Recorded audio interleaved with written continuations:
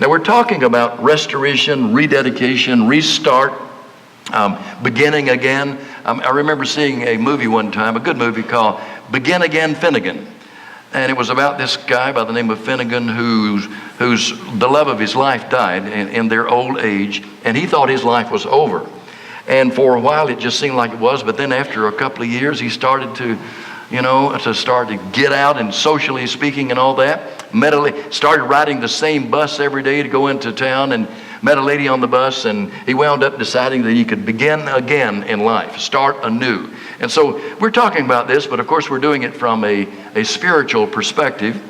And so last week, and I'm just going to review quickly what we've already talked about, we saw some warnings to Christians that it is possible to turn away from the living God, Hebrews 3:12 and 13. It is possible to reject the faith or for our faith to become shipwrecked, 1 Timothy 1:18 and 19. And it is possible that some, 1 Timothy 4:1, will abandon the faith. And so it is a reality. And then we looked at a case study last week, and that's Simon the sorcerer. We'll get back to that in just a little while. And then we asked the question that my grandson asked back a few years ago when he was a little kid and before he was baptized, and he was looking forward to the day when he would be baptized. And then he asked this question as we were, as a family, riding in the van, his family van. I have to be driving. He said, "What if I mess up?" Which is a good question, that's a good innocent question for a little boy to ask. What if I become a Christian and then I mess up?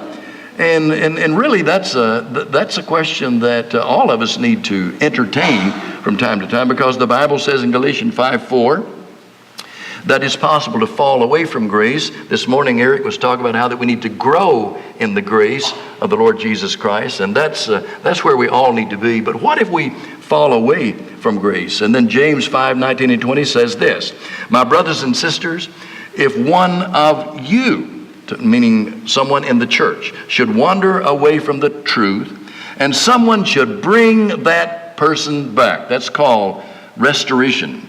If someone being restored to the Lord. "Remember this, whoever turns a sinner from the error of their way will save them from death and cover a multitude of sin." And then there's that solemn warning in 1 Corinthians 10:12 that says, "If you think you're standing firm, be careful that you don't fall."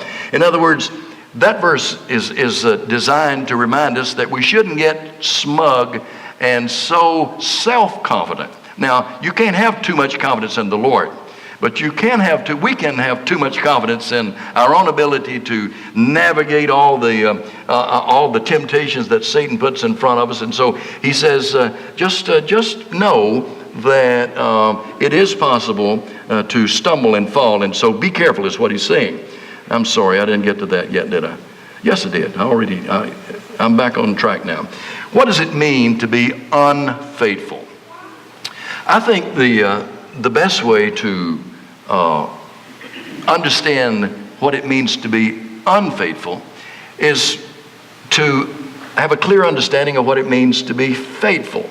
Because if we have a clear understanding of what it means to be faithful, then we'll know that unfaithfulness is just the opposite of what faithfulness is.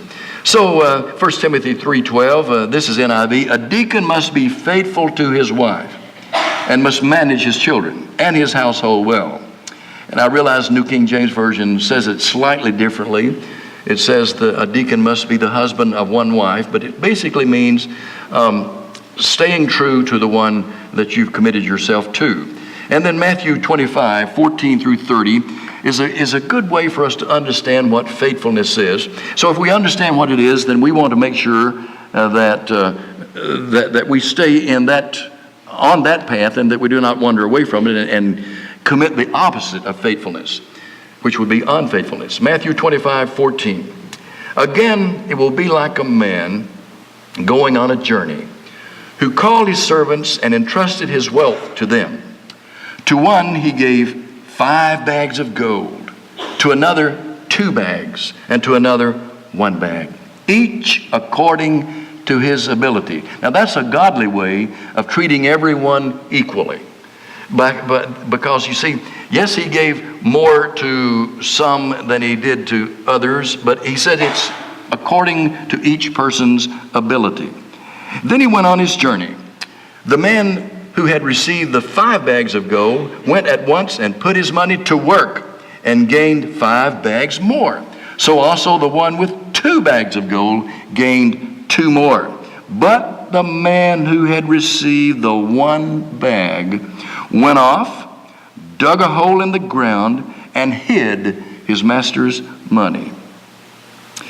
After a long time, the master of those servants returned and settled accounts with them. Now that's a sobering statement right there. The master returns and settles accounts. And you know, of course, that the spiritual meaning of that is that Jesus will come back one of these days, and then we're all going to judgment. We're all going to judgment day, and accounts will be settled in. Verse 20, the man who had received 5 bags of gold brought the other 5 and said, Master, you entrusted me with 5 bags of gold. See, I have gained 5 more. His master replied, well done, good and faithful servant. So right away we see the definition of faithfulness, and that is to be good stewards of what God has entrusted within our care. And as a result of that, he says, well done, good and faithful servant. You have been faithful with a few things. I will put you in charge of many things. Come and share your master's happiness. The man with 2 bags of gold came also and said, Master, you entrusted me with 2 bags of gold. See, I have gained 2 more. His master replied, well done, good and faithful servant. You have been faithful with a few things. I will put you in charge of many things. By the way, that to me is an exciting sort of, if you read between the lines there, here's what I think we're learning by reading this, is that God is going to give us a blessed and exciting and challenging eternity, where he says, if you will be faithful with a few things here on earth, I'm going to give you, he says, you can't imagine. Your ears never heard, your eyes never seen, it's never even entered into your thoughts and your imagination, the wonderful things I'm going to entrust within your care and keeping over on the other side. So he says, well done, good and faithful servant. I will put you in charge of many things. Come and share your master's happiness. Then the man who had received 1 bag of gold came. Master, he said, I knew you are a hard man, harvesting where you've not sown, gathering where you've not scattered seed. So I was afraid and went out and hid your gold in the ground. See, here is what belongs to you. His master replied, you wicked, lazy servant. Now, right away, we're seeing the difference between faithfulness and unfaithfulness. Unfaithfulness has to do with being wicked and lazy and not taking care of the things that God has left within our care and keeping, the things he's entrusted to us. And so he says, you wicked lazy servant, so you knew that I harvest where I've not sown and gather where I've not scattered seed. Well, then you should have put my money on deposit with the bankers, so that when I return, I would have received it back with some interest. In other words, you have not been faithful. So take the bag of gold from him and give it to the one who has 10 bags. For whoever has will be given more, and they will have abundance. Whoever does not have, even what they have will be taken away from them. And throw what is worthless, that worthless servant, outside into the darkness, where there will be weeping and gnashing of teeth. Now, he's not saying that he's going to take wealth away from poor people. He's not even talking about wealth, because this has spiritual application. And he's basically saying that people who are faithful will be given even more things to be faithful over. Talking spiritually again. And people who can't be trusted with God's precious treasure, which is his truth, his gospel, that even that will be taken away from them. And so here's a good question. Do I have to be perfect in order to please God? Do I have to be perfect in order to go to heaven? And the answer to this is, are you ready? No. Why would I say no? Because you can't be perfect. No one could go to heaven if we have to be perfect on our own and of our own strength. That's why the Bible says in Romans 3, verse 10, there's none righteous, no, not one. And again in verse 23, for all have sinned and have fallen short of the glory of God. And so, one thing we know is that we cannot save ourselves. And so when we ask ourselves the question, do I have to be perfect in order to be faithful. It's kind of like you've heard me and other preachers say, I can't be a perfect husband, but I can be a faithful husband. And we understand what that means. So, no, we don't have to be perfect because we can't. And Paul even admits that he's not perfect, and he is one of those who constantly reminds us of our responsibility to be faithful. But he says this in Romans chapter 7, verse 14 and following. We know that the law is spiritual, but I am unspiritual, sold as a slave to sin. I do not understand what I do. For what I want to do, I do not do. But what I hate, I do. And if I do what I do not want to do, I agree that the law is good. As it is, no longer I myself who do it, but the sin is living in me. For I know that good itself does not dwell in me, that is, in my sinful nature. For I have the desire to do what is good, but I cannot carry it out. He means perfectly. He doesn't mean that he can't do good. He just means that I cannot do it perfectly. Verse 19, for I do not do the good that I want to do, but the evil that I do not want to do, this I keep on doing. Verse 20, now if I do what I do not want to do, it is no longer I who do it, but it is the sin living in me that does it. So I find this law at work. Although I want to do good, evil is right there with me. For in my inner being I delight in God's law. But I see another law at work in me, waging war against the law of my mind and making me a prisoner of the law of sin at work within me. What a wretched man I am. Who will rescue me from this body that is subject to death? And then if you keep reading, he goes right in, we call it chapter 8, he goes right into saying, there is therefore now no condemnation to those who are in Christ Jesus. In other words, the who will rescue me is answered in the first verse of chapter 8, and that is the Lord Jesus Christ, our Lord and Savior, Jesus Christ, I should say.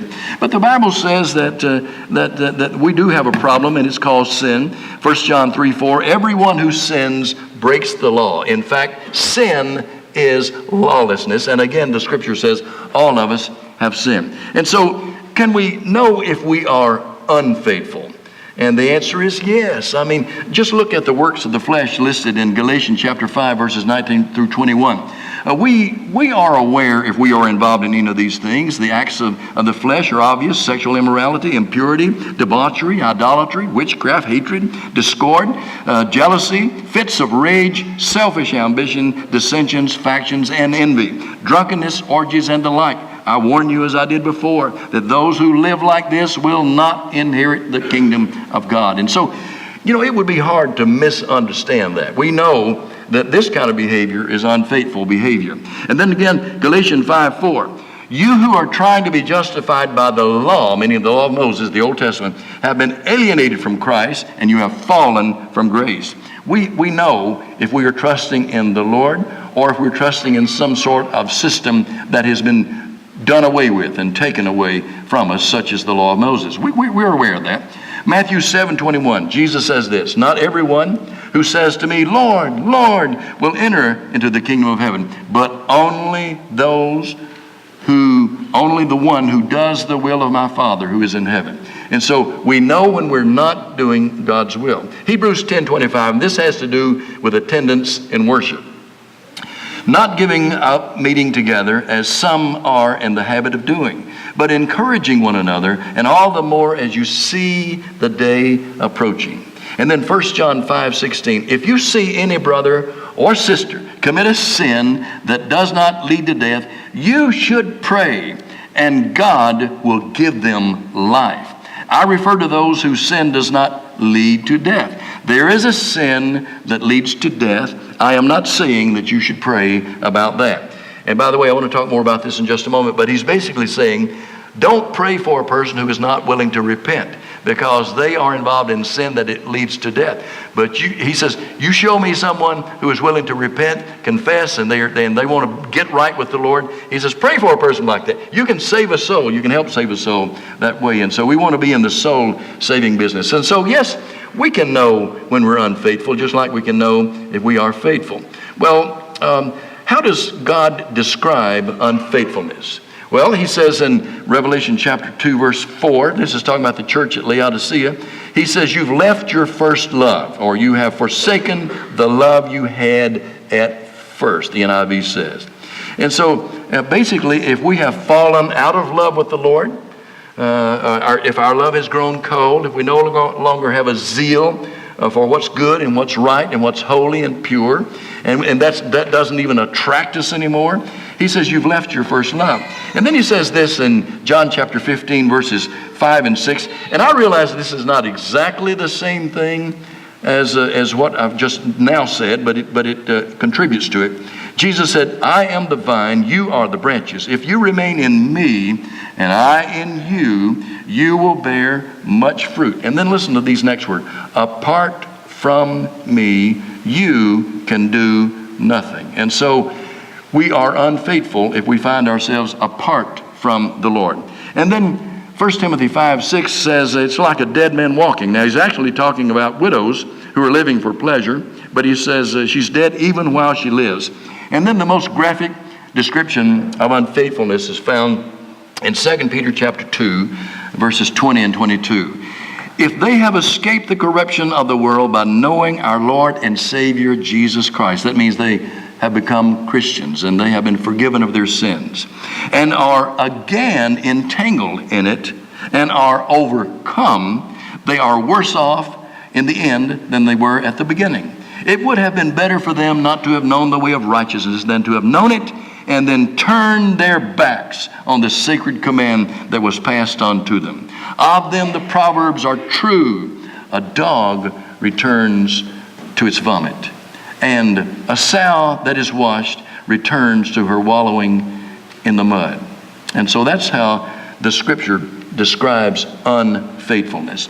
So here's a good question. Will God allow me to restart my life if I allow the relationship between the Lord and me to deteriorate? Will He allow me to hit the reset button and to start all over? And the answer is yes, yes, yes. 2 Corinthians 7:10 says, godly sorrow brings repentance. You show me someone who is truly sorry for the fact that they have allowed their faith to become shipwrecked. You show me someone who is truly sorry that they have drifted away from the Lord. You show me someone who is ashamed and embarrassed that they have allowed Satan to take them away from a good, close relationship with the Lord. And this scripture says that is the motivation for repentance. And repentance, of course, is absolutely necessary in order for us to be saved. And then there's Acts 8:12 through 24 again. This is Simon the sorcerer, and we've already talked about him. And he was told in verse 22, repent of this thy wickedness and pray to the Lord in the hope that you will be forgiven, and that he may forgive you, I should say. And then, of course, Simon replied, pray to the Lord for me, verse 24. Okay, now let's read the old story one more time. This is Luke chapter 15, and I'm reading verse 11 and following. Because when you ask the question, will the Lord allow me to restart? This story answers the question. Yes, He will. Jesus continued, there was a man who had 2 sons. The younger one said to his father, Father, give me my share of the estate. So he divided his property between them. Not long after that, the younger son got together all that he had, set off for a distant country, and there squandered his wealth in wild living. After he had spent everything, there was a severe famine in that whole country, and he began to be in need. So he went and hired himself out to a citizen of that country, who sent him to the fields to feed pigs. He longed to fill his stomach with the pods that the pigs were eating, but no one gave him anything. When he came to his senses, he said, how many of my father's hired men have food to spare? And here I am starving to death. I will set out and go back to my father. And I will say to him, Father, I have sinned against heaven and against you. I am no longer worthy. He's rehearsing his speech, you see. I'm no longer worthy to be called your son. Make me like one of your hired men. So he got up and went to his father. But while he was still a long way off, his father saw him and was filled with compassion for him and ran to his son, threw his arms around him and kissed him.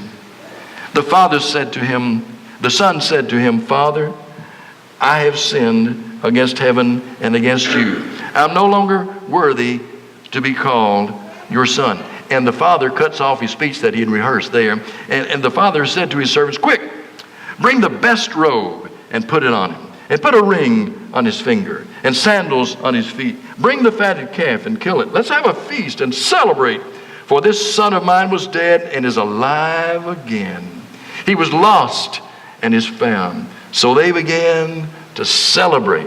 Why? Because God will allow us to restart. He will take us back. And we need to realize this is taught in many ways and in many places in Scripture. For instance, this is James 5:16. Therefore, hold on. I think maybe I messed up there. I've got 4 pieces of paper up here, and now I'm back on track.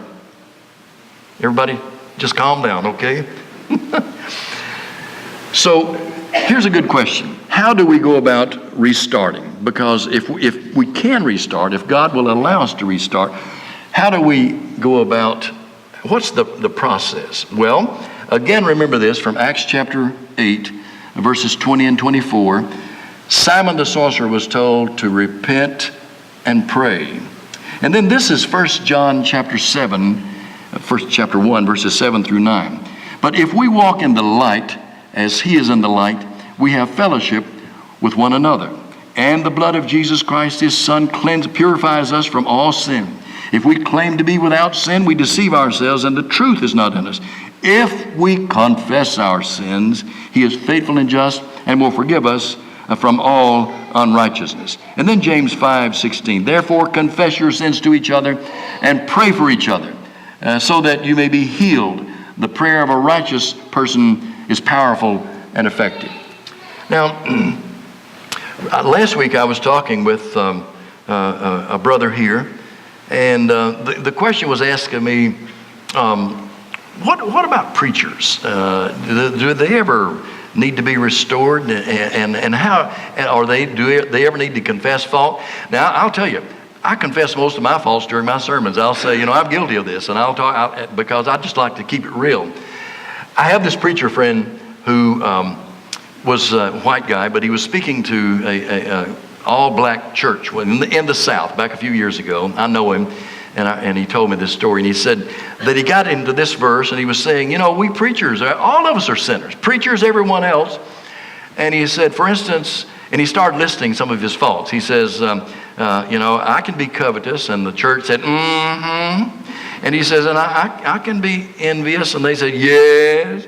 He said, I've been, sometimes I can be jealous, and yes. And he keeps on naming sins until finally he's just kind of struggling for what else is he going to say. And one little old lady in the audience says, come clean, preacher. In other words, tell it all. And so the question was asked to me, well, what do preachers do? Do they go to other preachers, or do they go to elders?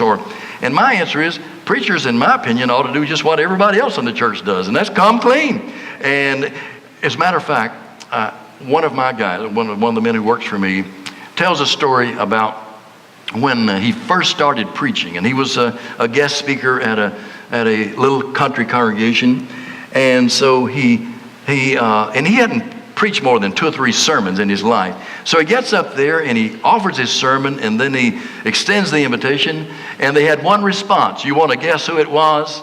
The preacher. And my friend didn't know what to do with him, and so he looked at him like, well, what?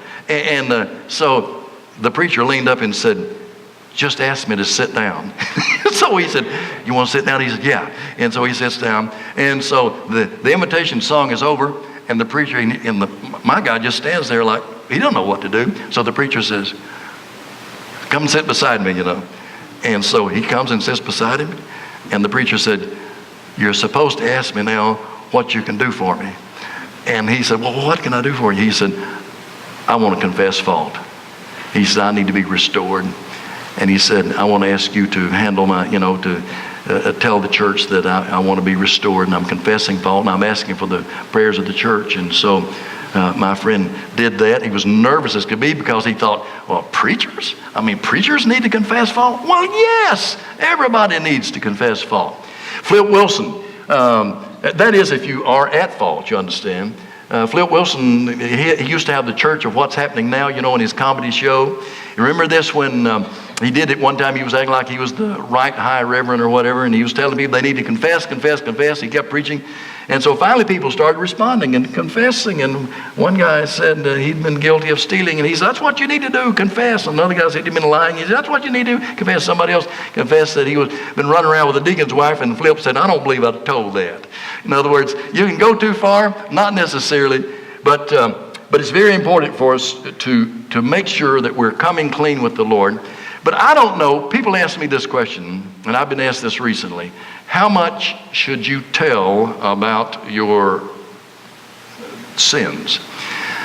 And the truth is, I don't know, but I think you need to tell enough that you know you have done the right thing. And of course, if sins are private, then I don't know of any use in making them public. If you feel like that will strengthen you spiritually, then I wouldn't discourage you from doing that. If your sin is between, for instance, if I offend Glenn in some way, well, I need to go to Glenn, and I need to make it right with Glenn. And I might not necessarily need, but now if it creates a dissension and trouble in the church, and it gets public, and he and I have an argument, and it's loud, and I say some things I ought not say, then I feel like, Dennis feels like, that he ought to come clean in front of the church and say, "Brethren, I was wrong. I confess I was wrong. I did not treat my brother right. And I want to repent of this, and I'm confessing it honestly, and I want to pray for forgiveness, but I want to ask you to pray with me for forgiveness as well." And so, that's, I've done it. I've actually responded to the very invitation I was offering. I remember one time, back a few years ago, when I was working with the Rogersville Church, I'd had a rough week, and my attitude had gotten all out of whack. And I'm up here, it's on Wednesday night during the devotional, and I felt myself being convicted of my own sin. I was encouraging other people to get right with the Lord if they needed to. And so I said, "You know what, folks?" I said, I want to be the first one. I said, "Maybe I'm the only one, but I want to be the first one to respond to the invitation tonight. And I want to ask you to pray with me." I said, because my attitude has not been good this week, and I know that some of the ways I've interacted with some of you has not been, I've just not had my attitude right, my heart right, and I want to repent of that. And I'm just confessing I want to get right with the Lord, and I want to be right with you. About 50 people responded that night. I was the first one, but about 50 people responded. Why? Because I guess they said, well, if this preacher is going to be that honest, maybe I ought to be too, you see. But again, I wonder sometimes if it's necessary to tell everything that could be. Just last week in the news, I don't know what network, I don't remember, I'm a channel flipper, but they were talking about how that there are 9 electrical substations in the United States. And if you can sabotage these 9 electrical substations, you can close down the whole country. You can shut off all the electricity in the country. And they had this map up here showing the terrorists and the other bad guys where the substations are. And I'm saying, why do you need to tell all that? Some things just don't need to be told. Why give? That's TMI. That's too much information. So, I don't know. Can you offer too much information? I don't know. But I do know this. Proverbs 28:13.